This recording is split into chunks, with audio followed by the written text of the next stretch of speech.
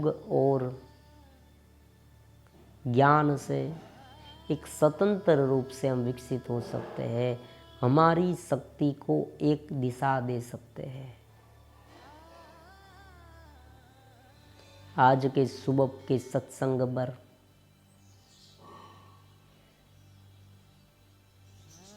एक बहुत ही सुंदर सी बात करने वाले हैं जो आपके अनुरूप है। तो आपके जो वर्तमान प्रश्न है उनका हल हो, आपका जो यौवन है वो देदीप्यमान हो, आप में जो अमाप चेतना है और उनको उनसे भी ज़्यादा जगाने की जो संभावना है वो बूझ न जाए। दोनों बातें हैं। आप में शक्ति है, निरंतर शक्ति उत्पन्न होती है युवा में। यही युवा अवस्था, जवानी बहुत ही मूल्यवान है, समझ ले आप। क्योंकि जो वीर्य की शक्ति है, चेतना की शक्ति है, जो शारीरिक स्तर पर यहाँ पीक स्थान पर है, पीक ऊपर है, जिसे कहते हैं ना अंतिम स्थान पर। धीरे धीरे बच्चा जब तरुण होता है, तरुण से युवा होता है, तब उनमें एक ऐसी शक्ति दिन रात उत्पन्न होती है। इसीलिए वो चलता कम है, दौड़ता ज़्यादा है। जैसे घोड़ा है, हाथ में नहीं रहता, थनगनता है, थनगनता। उसे पकड़ कर रखना पड़ता है।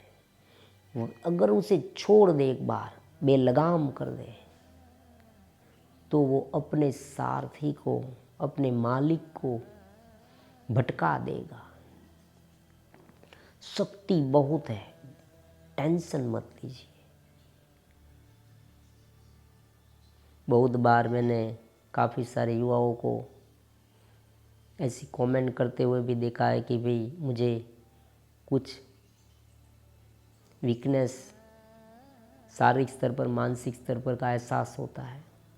तो ये बात सच नहीं है। आप ये मानते हैं और ये इसलिए हुआ है कि आपने अपने शक्ति को कोई योग्य जगह पर लगाया नहीं, आपके पास कोई एम नहीं, आप रेगुलर जीवन नहीं जी रहे, इसलिए ऐसा सब होता है। आप ज्ञान से जुड़े नहीं, ध्यान से जुड़े नहीं, प्राणायाम से जुड़े नहीं, आसन करते नहीं, एक्सरसाइज करते नहीं, ये सब रेगुलर बेस पर शुरू कर दें तो एक चेतना की अनुभूति, एक आनंद की अनुभूति, एक प्रसन्नता की अनुभूति, एक दिव्यता की अनुभूति, एक शक्ति आप में विकसित होने लगेगी, वो स्टोर होने लगेगी।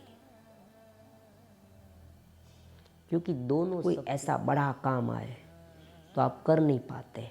आप केवल वीडियो गेम है, एक जगह पर बैठे रहने की जो गेम है वो खेलते रहते हैं, तो ये सब मूढ़ता लाएगा।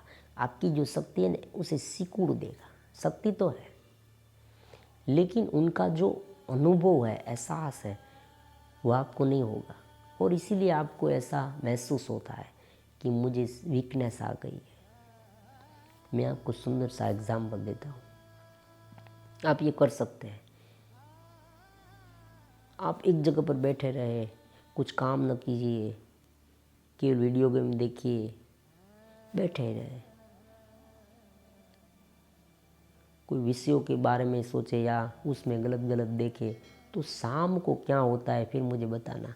आप थक गए होगे, आपकी पूरी शक्ति, एनर्जी वहाँ नष्ट हो गई है, आप सिकुड़ गए, सिकुड़ने लगते हैं। तब आपको जो एहसास होता है, महसूस होता है, वो वीकनेस होता है। आपको ऐसा लगेगा कि मैं बहुत वीक हो गया हूँ, मैं कुछ कर नहीं पाऊँगा, निर्बलता।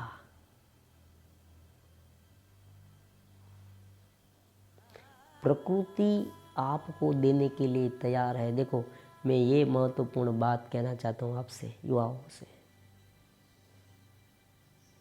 आपको और मुझे, हमको प्रकृति देना चाहती है। ये हमारा समय है, अपना समय, क्योंकि इस समय में प्रकृति तैयार है बांटने के लिए, लेकिन हमारे जो पात्र हैं ना वो तैयार नहीं है। हमें केवल क्या करना है, हमारे पात्र को रेडी रखना है। हमारे पास जो इंस्ट्रूमेंट है, वीर्य शक्ति जो है वो निरंतर उत्पन्न होती है। इतनी आपके शरीर में उत्पन्न हो जाए, फिर विपरीत कर्म करने की इच्छा होने लगती है, गलत कर्म, गलत आदत के कारण। तो जो इस शक्ति को हम कोई क्रियात्मक कर्म में लगाए, या हमारी जो चेतना है उसे पूर्णता के लेवल पर ले जाने पर लगाए, तो आश्चर्यजनक रिजल्ट आ सकता है। वो पूरी तरह से सफलता में बदल जाएगी। आपकी जो पूरी लाइफ है ना वो सफल हो जाएगी।